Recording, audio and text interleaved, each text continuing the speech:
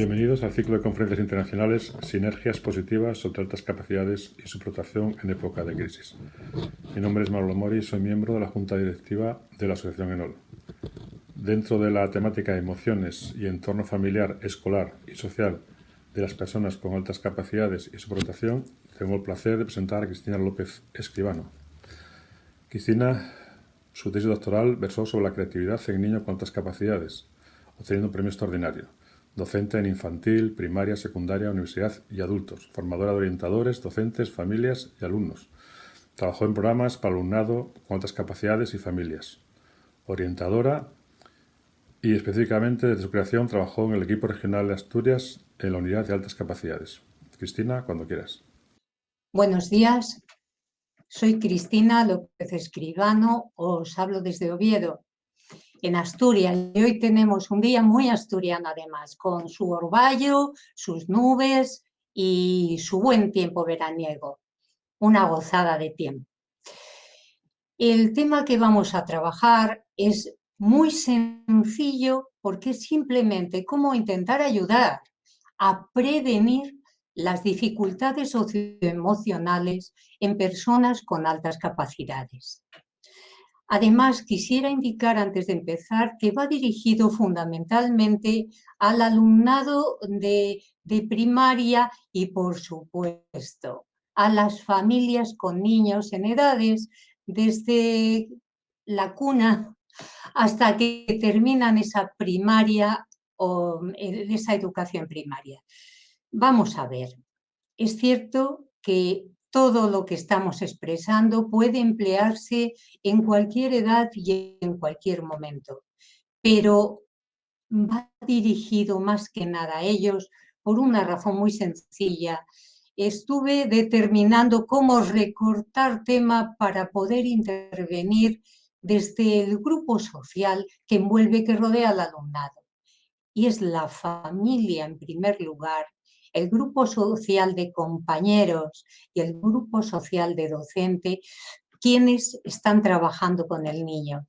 Por eso preferí elegir esa prevención en esas edades de inicio en la vida de una persona.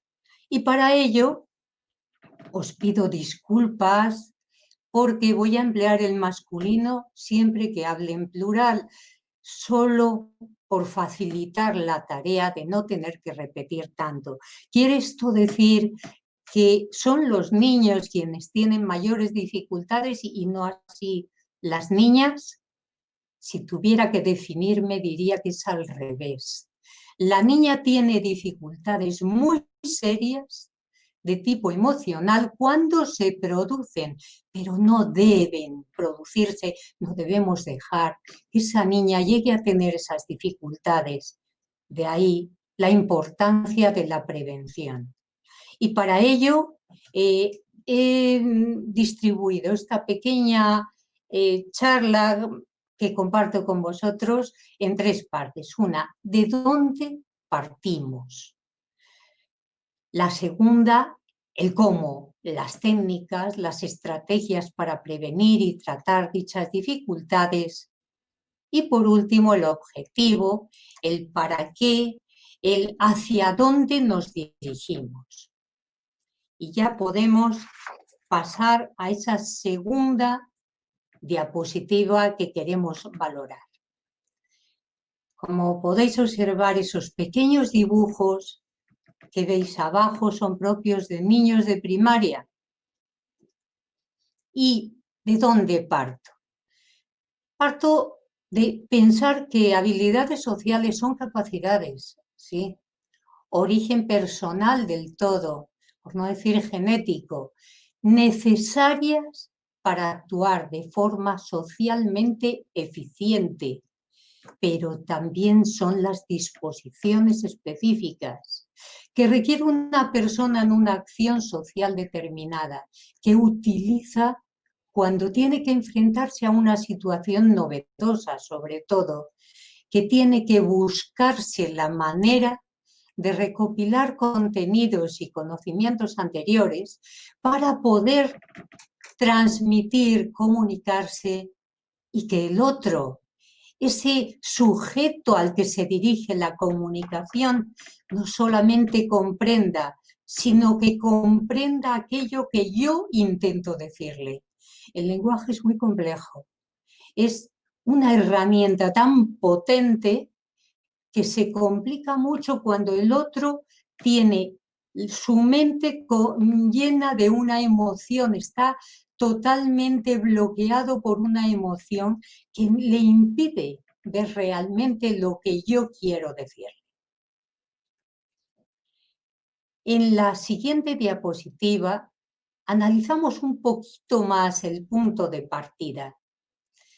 Para tener un punto de partida adecuado, debo tener una percepción clara de mis propios problemas, lo cual es complicado, y también de los problemas de los demás, de los otros. Pero pensando esto, es la forma mejor de transmitir al niño qué problemas tiene él realmente. Todo lo que está bloqueándole de alguna manera es un problema, o podemos reducirlo a uno mucho más sencillo para transmitírselo. Si es así, vamos a hacerlo. Vamos a darle estrategias y que él seleccione. Que seleccione aquello que le interesa, aquello que le sirve en un momento determinado.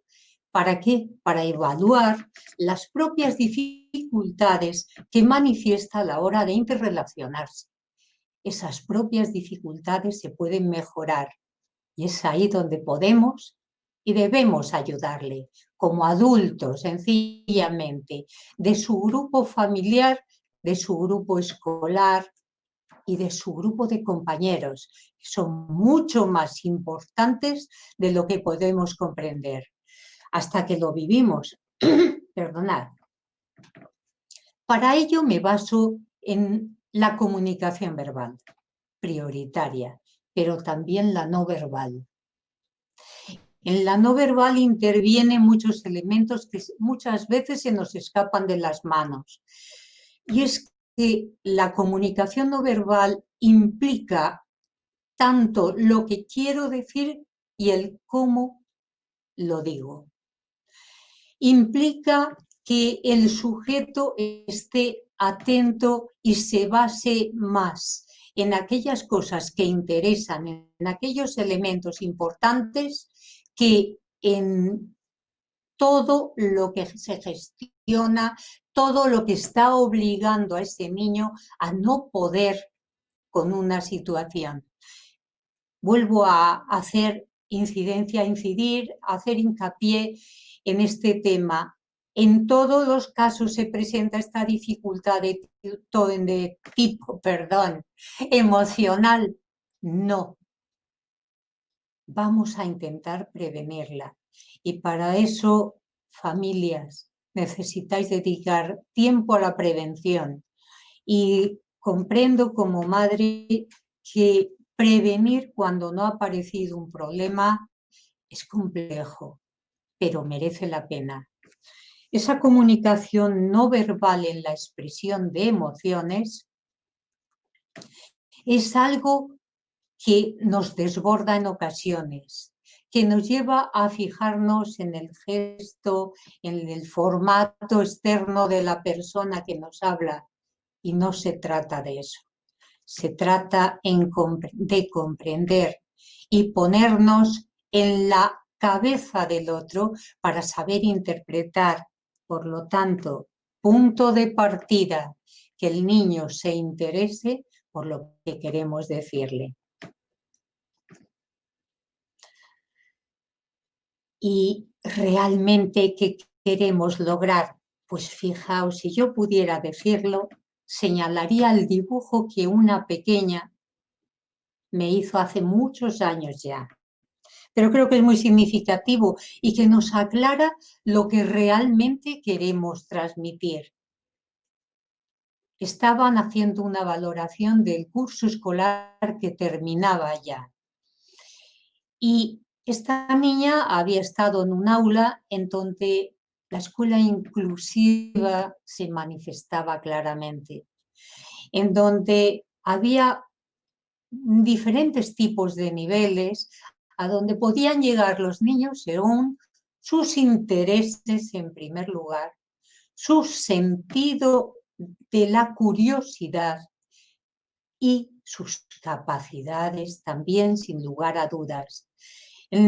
Se basaba en algo muy importante desde mi punto de vista, y es que en el aula se le proponía distintos niveles, pero a cada uno se le valoraba conforme a sus características personales. Eso es increíblemente valioso cuando tratamos de generar la educación de personas, de niños que se sienten satisfechos con lo que hacen. Y como os decía antes, veis aquí a una persona, un niño sentado y pone antes yo, mirando las estrellas porque era su tema de interés. Pasaba mucho tiempo estudiando todo lo que caía en sus manos sobre astronomía y ahora nosotros. Si os sirve para resumir la importancia de las capacidades sociales, del trabajo social que se hizo, en aquel caso era una niña además que comenzó el curso muy aislada y que al final describía esto como lo más importante del curso escolar, entonces realmente estamos en la línea de potenciar una educación que genere personas que se preocupan por los demás y que al final se sienten felices de formar parte de un grupo. ¿Y cómo queremos lograr llegar ahí? Primero, fomentando la iniciativa. ¿Cuántas veces escuchamos? Es que es un niño muy creativo, es que habla cuando no debe, es que... Pues si fomentamos esa iniciativa creativa basada en el respeto hacia los demás y hacia sí mismos, seguro que el niño va a mejorar, se va a sentir feliz, se va a sentir comprendido por los demás y sobre todo muy interesado en lo que se está diciendo, con lo cual no va a participar de forma inadecuada. Para ello, valoremos la iniciativa y la libre expresión, siempre respetando a los demás. Yo no puedo tener libre expresión si no me dejan expresarme. Hay que pensar que el niño está seguro de que le ocurre lo mismo. Y para ello, promovamos actitudes que favorezcan la autoimagen. Un niño puede ser más gordito o más esbelto, me da lo mismo, pero su autoimagen se refleja en la forma de mirarle su pequeño grupo, su grupo aula, su grupo de juegos en el parque, su grupo familiar. Que la autoconfianza se base en el respeto hacia uno mismo y hacia los demás. No participo cuando quiero, sino cuando creo que se me va a escuchar y que además voy a hacer algo que sea positivo para mi pequeño grupo. Fijaos hasta dónde llega la situación, que cuando el niño ve que todo aquello que sus participaciones, todo aquello que emite, todo aquello que comenta, no tiene influencia ninguna en el grupo, el niño se retira. Le parece que aquello no sirve o bien molesta. Entonces sí, pero si sabemos hacerlo, si sabemos orientarle desde el cariño, desde la familia y desde la escuela, en un hacia adelante, en una autoconfianza basada en yo participo ahora porque me están escuchando. Si respetamos ese tiempo, seguro que nuestros alumnos llegarán al colegio felices y que en casa van a participar activamente de cualquier situación. Y para ello hay que valorar el empeño, la persistencia, la constancia en todo lo que realizan, en cada pequeño o gran proyecto que inicien, y darle la opción de que de alguna manera los demás le puedan escuchar. Diréis, docentes, ¿pero cómo hacemos esto? Si esto lleva un tiempo, multiplícalo por todo el alumnado. Siempre organizando previamente la forma y el momento y el lugar adecuados para que ese niño pueda hablar, ese y el resto de la clase, y se sienten comprendidos.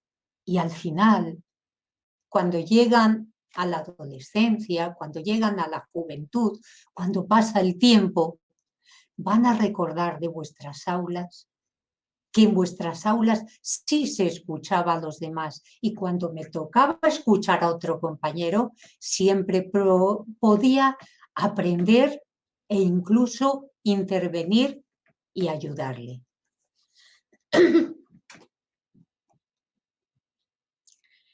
Pasamos entonces a ese trabajo creativo dentro de aula, y sigo con propiciar el ámbito social fundamentalmente, porque repercute de forma directa, de forma clarísima, y va a tener una repercusión positiva o negativa en lo emocional, sin necesidad de que lleguemos a tener un problema emocional serio, pero sí que va a necesitarlo para salir adelante, para tener una vida adecuada, una vida más o menos satisfactoria. El trabajo creativo, me vais a perdonar, pero es que aquí hace fresquito y la garganta lo nota. Exige, y digo exige, que el individuo ejerza control sobre las ideas con las que trabaja. La medida de la salud es la flexibilidad, la libertad de cambiar con las circunstancias y detenerse al llegar la saciedad. La falta de flexibilidad puede significar falta de lógica.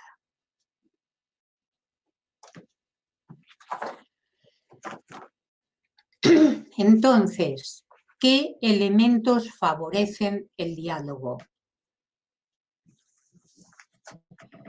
Los elementos que favorecen el diálogo son muy sencillos y basados en el conocimiento de la creatividad y la divergencia en general.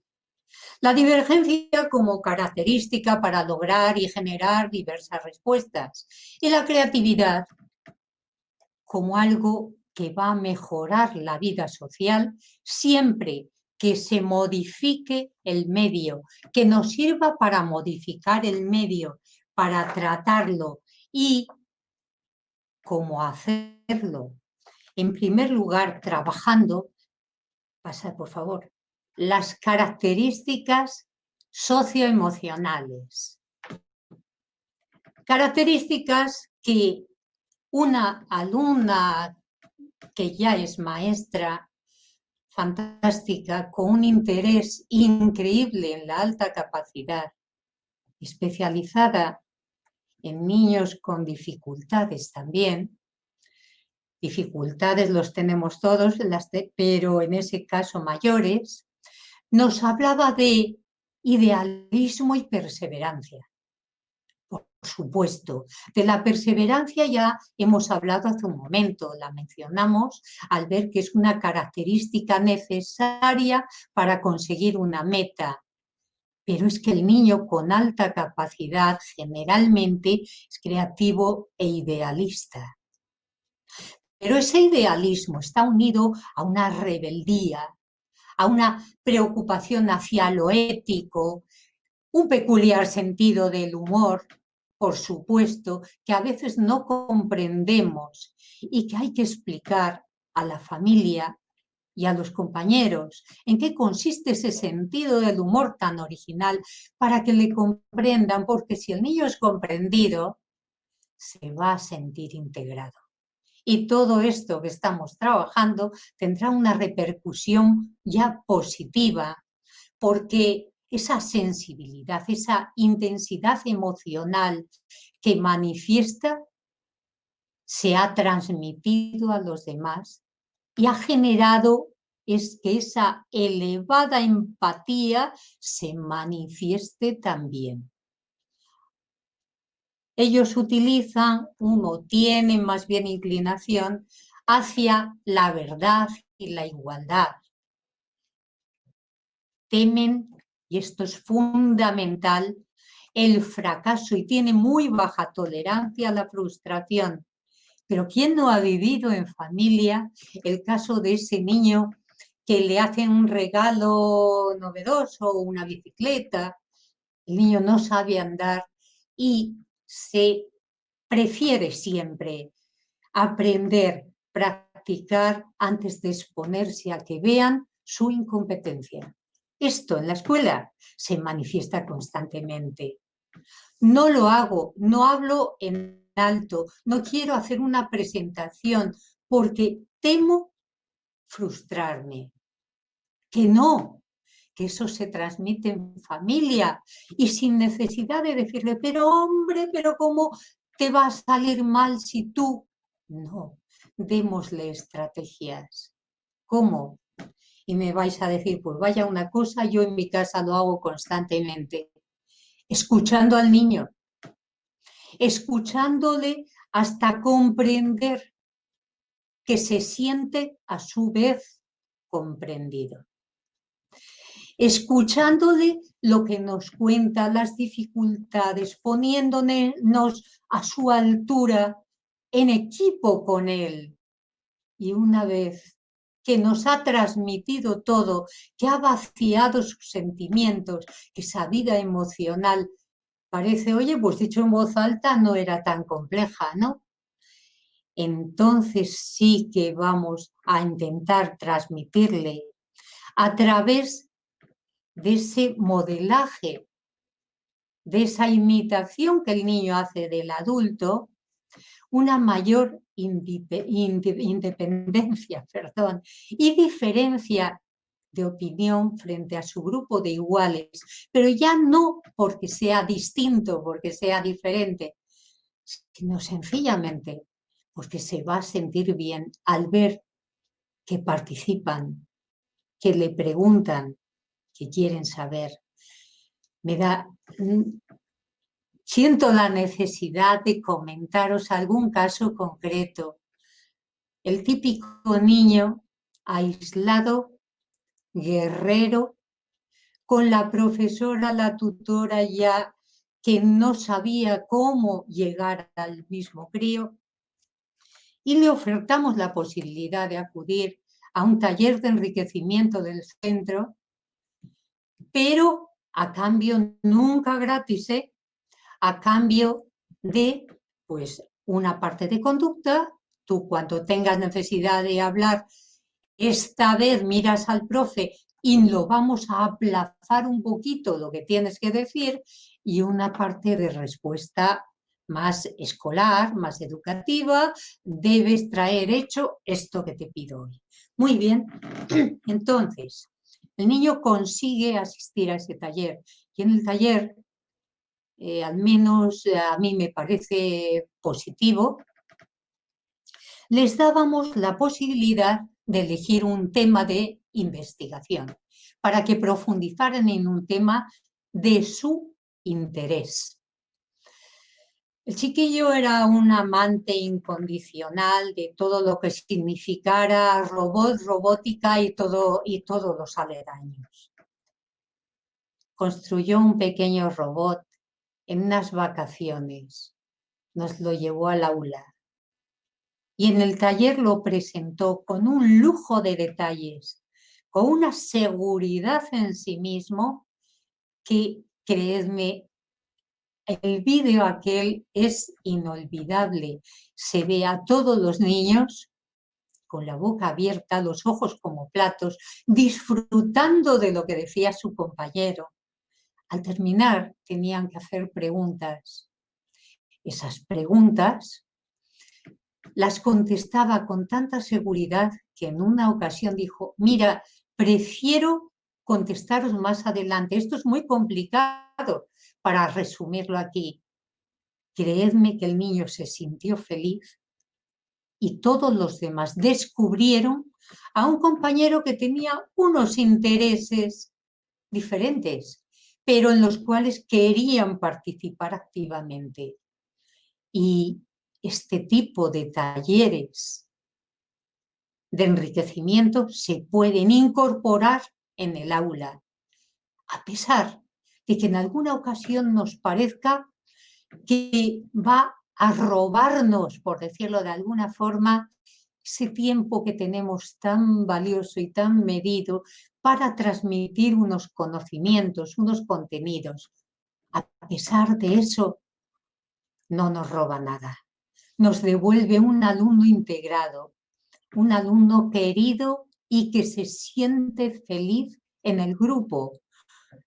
Un alumno que va a tener una vida totalmente distinta, por lo menos durante el tiempo escolar, pero como es algo social y emocional, lo va a llevar incorporado toda su vida y tendremos una persona que realmente sabrá disfrutar de estos momentos gratos del grupo de compañeros, de entre iguales y entre pares. Pasamos y vamos a hablar de el cómo, esa parte más simple, más estratégica, sobre cómo mejorar la educación, la comunicación, perdón. En primer lugar, reconociendo los sentimientos de los demás. Esto vale para todos, pero enseguida voy a pasar una síntesis de cómo mejorar en familia. Sabiendo escuchar, decíamos antes. Saber escuchar con sinceridad es muy complicado, porque a veces estamos oyendo al hijo, sobre todo a nuestro hijo, sufrir, y esto nos lleva a manifestar dolor, y la sinceridad debe de estar por encima de esa expresión verbal y no verbal del dolor, y para ello debemos tener un autocontrol que nos lleve a utilizar un volumen y un tono de voz adecuado. ¿Para qué? Para llegar al niño, para ayudarle a superar la frustración de la que hablábamos antes, para que siga confiando en nosotros y manifestando. Tenemos que potenciar su curiosidad, que nos pueda hablar claramente, sin temor a que nos enfademos, a que sintamos que ese niño está interviniendo, está entrando en un terreno que es resbaladizo, que no le sirve. Da igual, escuchémosle, es suficiente. Debemos tener y generar en el niño, y os digo que el niño nos copia y por lo tanto lo va a imitar, la habilidad para aceptar los puntos de vista ajenos, para cambiar enfoques. Los demás niños ni son más tontos ni más listos, ni son mejores ni peores. Todos tenemos algo de mejor y de peor. Pero para esto, la familia sobre todo necesita realizar una escucha activa, valorando lo que nos dice, no solamente diciéndole que estamos de acuerdo, no, haciéndole caer en la cuenta de que estamos atentos a su mensaje, enseñándole a limitar el tiempo. No todo el tiempo es para la familia adulta ni para el niño, y en el aula exactamente igual. Cada uno debe disponer de un tiempo que no es tan medible en función de minutos, sino que es algo interesante, porque los demás nos escuchan con la satisfacción de saber que es interesante lo que digo. Y eso en el niño es importantísimo, dando importancia a las cosas que él mismo valora, sin esperar que destaque en todo. Si destaca en todo, si yo se lo exijo, ese niño se va a sentir muy en inferioridad de condiciones, dolido, porque nunca va a encontrar su propio techo. Y empezará a buscar excusas que se eliminan, que mejoran dedicando horas de juego a los niños. Me llena de satisfacción cuando veo las familias que me envían algún vídeo en casa. Mira, no tiene importancia, pero el niño está cantando y la familia escucha, pero los padres también participan y participan los hermanos. Eso tan simple, ¿verdad? Son los que nos lleva a trabajar el respeto hacia los demás y desde luego a evitar el doble sentido de las frases, cosa que tenemos mucha tendencia los adultos y que es muy negativo para utilizar con el niño.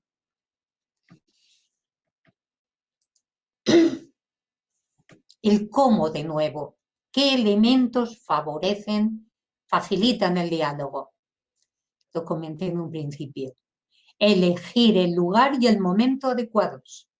Y elegirlo con tiempo y avisarle. ¿Para qué? Para que la petición de parecer que proponemos en la diapositiva sea real. Si yo no estoy en un lugar adecuado y pido parecer al niño, es fácil que de alguna forma se desconcentre, se despiste y no pueda ejercerlo. Pero si yo se lo pido en un lugar conocido por el niño o al menos que le resulta grato y además escucho su parecer, en ese caso estoy dando pasos de gigante sin darnos cuenta y sin grandes técnicas metodológicas. Hacer críticas sin duda ninguna. Estamos hablando de niños inteligentes y aunque fueran menos inteligentes, necesitan saber cómo hacen las cosas. No tanto el cómo deben hacerlas, sino cómo las hacen. Sin objeciones y sin agresividad. La tendencia del adulto es, oye, pues esto está mal porque, y en la agresividad la están percibiendo. Son niños. Captan el contenido, captan el mensaje verbal y captan el mensaje no verbal también. Para finalizar ese momento de diálogo tan interesante, además de utilizar esa claridad en el mensaje y comprobar que el otro entiende lo que quiero decir, debo resumir el mensaje captado. Me diréis, pero bueno, ¿resumir para qué? Muy sencillo. Decíamos al principio también que el lenguaje no es solo lo que yo digo y quiero decir, sino lo que el otro interpreta. Por lo tanto, al comentarnos ese resumen del mensaje captado, me está diciendo si ha entendido, si ha interpretado correctamente o lo ha llevado a su mundo de interés y no da importancia a lo poco que yo quiero transmitir. Pero eso sí, valorando esas razones y explicándolo desde algo muy sencillo. Es decir, debo utilizar técnicas para poder encauzar los problemas. ¿De qué forma? En primer lugar, no encubrirlos. Es muy negativo.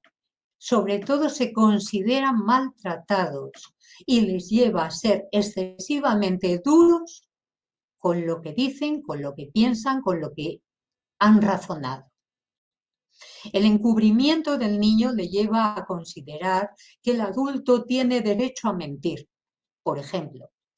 Le lleva a pensar también que él puede practicarlo con otros. Y nada más lejos de la realidad.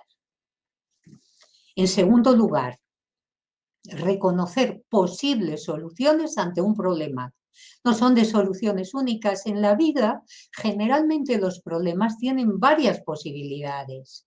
Antes de tomar una decisión, pensemos que esa posibilidad que ofrecemos o que nos ofrece nuestro niño, en este caso sobre todo hijo y alumno, en ese caso, esa decisión puede ser adecuada, aunque nosotros consideremos que hay otra alternativa mucho más importante y mejor hecha.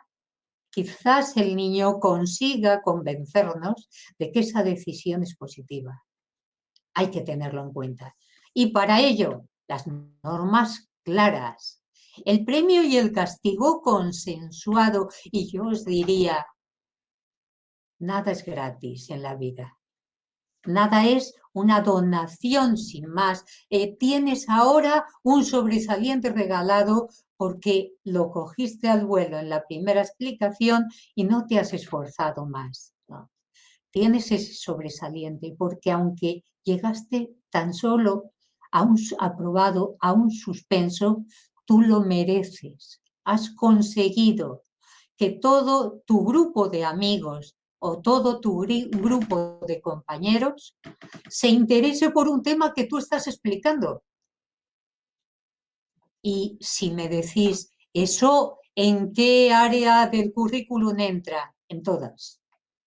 En todas, y además entra por la puerta grande, porque cuando se comparten opiniones, todos fortalecemos ese sistema educativo generalizable a familia, a docentes, a padres, maestros, a compañeros.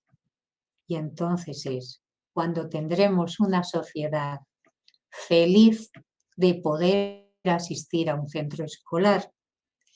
Y para seguir estas técnicas tendremos que observar unas pautas ante un problema, unas pautas para afrontar un problema. ¿Cuál es la primera? No desanimarnos. No desanimarnos con las dificultades iniciales, si es caso. Las dificultades van a surgir, evidentemente. Las personas no estamos todos los días de la misma manera, ni tenemos la misma gracia. ¿Cuántas veces los maestros repiten? Tú fíjate, ese niño que parece que no se entera de lo que está pasando. Y hoy entré en el colegio y bueno, hay un pequeño problema que me ha ocurrido en el camino o en casa o donde sea.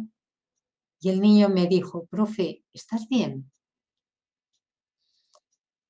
Cada uno echad mano a la multitud de ejemplos que podéis poner y veréis cómo ese desánimo hay que transmitirles que se puede superar y hablar con claridad con ellos. Mira, vengo con un pequeño problema hoy, pero me vais a animar entre todos y lo consiguen.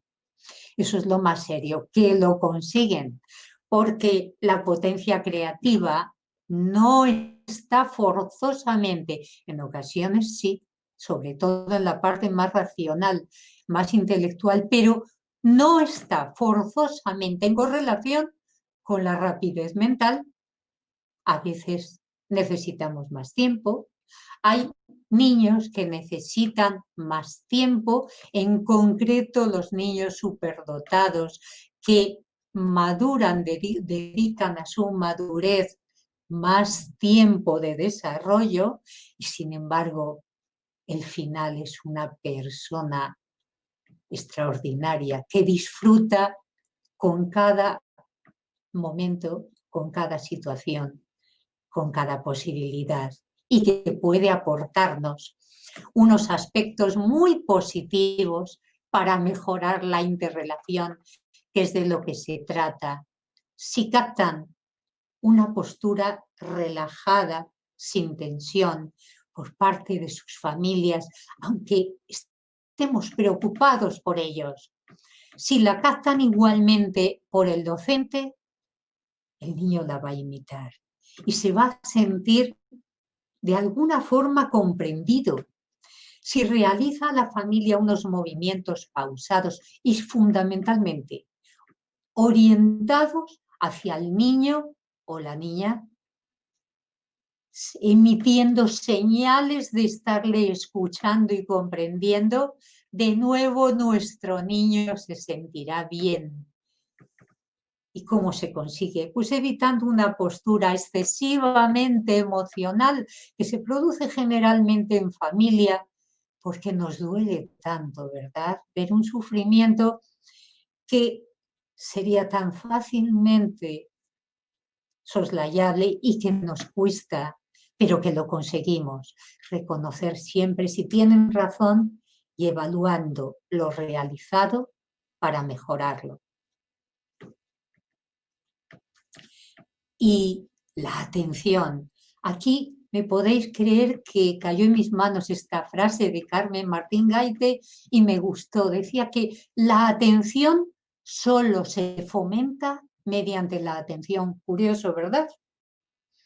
Hay que conquistarla, merecerla y cuidarla a cada momento para que no se desvanezca. ¿Por qué hablamos en ocasiones de déficit incluso de atención? Cuando estamos viendo palpablemente que ese niño es capaz de atender siempre que le interesa un tema. ¿Por qué hacerlo así? Entonces hay que cuidarla, merecerla y conquistarla. Fijaos, la atención solo nacerá el interés hacia una historia, es una gran contadora de historias, cuando se cuente bien, y solo se contará bien cuando se imagine el gesto de quien va a escucharla al calor del entusiasmo comunicativo y nunca desde el despecho. Carmen Martín Gaite, gran comunicadora, nos lo deja muy claro. Y ese diálogo constructivo en familia, ¿qué nos aporta? ¿Cómo ayudarle? Esos cómo. Tengamos en cuenta, yo aconsejo poner alguna anotación de este tipo delante, esa nevera con imanes que está en práctica, ¿no? Los sentimientos, al ser reconocidos, dejan de controlarnos. No así si nos dominan. Y los niños aprenderán que el autocontrol puede comenzar por la racionalización de los sentimientos que les llenan. La mejor expresión de los sentimientos es la forma directa, con claridad, sin subterfugios que desvirtúen el mensaje. Escuchemos. Ese diálogo familiar se transformará en la construcción de una personalidad adecuada, comprensiva, importante, interesante para sí mismo y también para el grupo, procurando que el otro realmente escuche lo que queremos transmitir.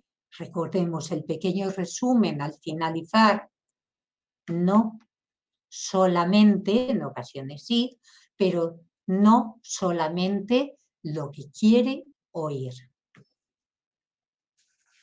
Y para hacer ajustes sobre qué debemos reflexionar.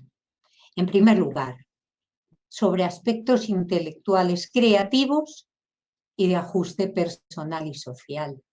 Todo ello está recogido generalmente en el informe psicopedagógico, que es muy interesante para nosotros. ¿Para qué? Pues para reconocer las necesidades sociales del niño, que debe tener confianza en profesores, en padres y en compañeros. La confianza se la estamos transmitiendo, comunicando para compartir ideas, opiniones y preocupaciones sin ser objeto de burla. Y todo eso de alguna manera se lo podemos aclarar si nosotros predicamos con el ejemplo. Estoy pensando que es algo sencillo, pero que nos cuesta realizar. Compartir ideas, no es dar consejos. Es muy interesante aconsejar, pero las ideas se comparten fundamentalmente a través del ejemplo, creando la existencia de una atmósfera escolar de respeto hacia todos. Para hacerlo, la participación en pequeños trabajos de grupo es muy interesante, pero cuando es muy trabajoso para el niño esto, compartir sus pequeños avances, su sinceridad ante el grupo, sus investigaciones, y que sean creíbles y valoradas de forma adecuada por sus compañeros, eso es fundamental. Las necesidades intelectuales que debemos tener en cuenta también es a través de una atención individualizada en determinados campos. El taller de enriquecimiento lo comenté al principio y no quiero volver a repetirme, pero es importantísimo comprender que ese taller de enriquecimiento se inicia en el hogar, se inicia en familia cuando el niño investiga, pidiendo a compañeros, llamándoles por teléfono, comunicándose con ellos para saber cómo puede hacer determinado trabajo, cómo se pueden ayudar. Se realiza tan sencillo como con esa tacita de chocolate que la mamá se ve obligada a hacer para los compas de su hijo, y ese reconocimiento cuando a la casa, en casa aparecen niños que yo no contaba con ellos, no sabía quiénes son, cómo es posible hacerlo. Esa atención individualizada mejora para llegar a concretarse en un taller de enriquecimiento que, como os digo, mi opinión es que el centro escolar debiera introducirlos como básico para trabajar a cambio de el cumplimiento de situaciones, de conocimientos que tiene que adquirir el niño en el aula. Tener oportunidad de compartir con todos intereses y habilidades, ya huelga aclararlo, porque estimular la creatividad, que se puede mejorar tantísimo, es asumir riesgos creativos, hacer frente a la frustración y tener la oportunidad de utilizar las habilidades para resolver problemas y para investigar. El planteamiento metodológico como propuesta de intervención metodológica que permita el desarrollo de potencialidades, estoy ya resumiendo, de todo el alumnado, encontrando una línea de intervención, y aquí hablamos de sobre todo docentes en el aula, que favorezca el trabajo cooperativo en vez de asfixiar la participación activa. Desarrollemos la creatividad. Porque para darles respuesta es necesario conocer las capacidades, las áreas de interés en donde podemos observar si realmente tiene una atención adecuada o no, cuando profundizan algo que le interesa, y también, cómo no, el estilo de aprendizaje. ¿Para qué? Pues para evitar generar ansiedad, entre otra multitud de cosas, porque tenemos la idea profundamente equivocada de que solo triunfando se puede alcanzar un grado de satisfacción suficiente, viviendo empujados por el tiempo, sin paz para saborear el presente de nuestra actividad bien hecha, poniendo la mirada en lo que nos queda por conseguir. Solo vamos dirigidos hacia la mayor dificultad, que es no encontrar ese final, ya que la originalidad y la creatividad de los sujetos superdotados son un atributo de su rendimiento, cuidado, rendimiento, nos dice Gardner, excepcional, y características que ha desarrollado desde la infancia, reflejándose en su temperamento, en su personalidad e incluso en su estilo cognitivo. Esto Gardner ya lo señaló en la década de los 80-90 y creo que es algo que debemos tener en cuenta.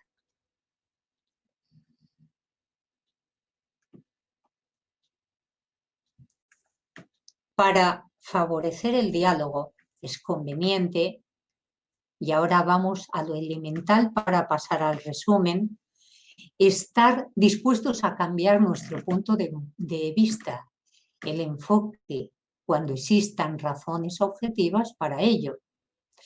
Describir la conducta, expresar el sentimiento del niño como propio. Esto lo hace la familia generalmente de forma muy adecuada para el niño, realizando una petición de cambio en la conducta. Y la crítica, que es, creo, el apartado más complejo.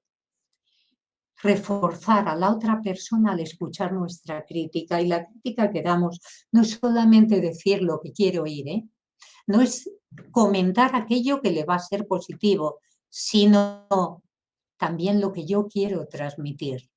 Entonces, para aprender a hacer una crítica y para aprender a recibirla, es necesario no negar la crítica ni contraatacar, conviniendo en la posibilidad de puede que tengas razón. Con eso es suficiente y nuestros hijos y nuestros alumnos van a intentar interpretar, a entender que efectivamente nadie es infalible y que todos pretendemos ayudar. Resumen final, creo que es algo muy sencillo. Si yo quiero transmitir a mi niño que tiene que resumir al final de un trabajo, lógicamente debemos hacerlo también. Decimos que el diálogo constructivo en familia precisa que los sentimientos, al ser reconocidos, sabiendo que dejan de controlarnos, podamos hacerlo sin temor, sin miedo, sin temor a la burla, que el niño se exprese de forma natural, porque si los sentimientos nos dominan y los niños aprenden que el autocontrol es imposible para dominarlos, entonces es dificilísimo conseguir que formen parte de un grupo para mejorarlo y para a su vez sentirse mejorados.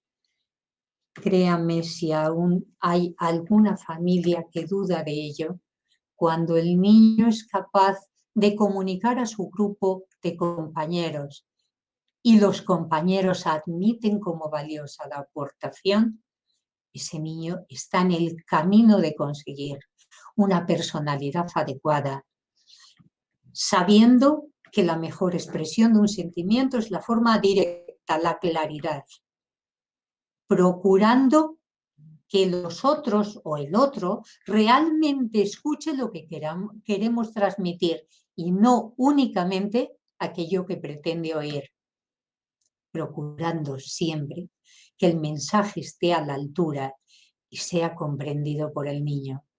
Quiero agradecer a todos la inmensa paciencia que tenéis escuchando, porque es un tema fundamental en el cual profundizar nos llevaría a una complejidad excesiva, por lo que decidí simplemente por intentar tratar los previos a esa profundización. Muchas gracias.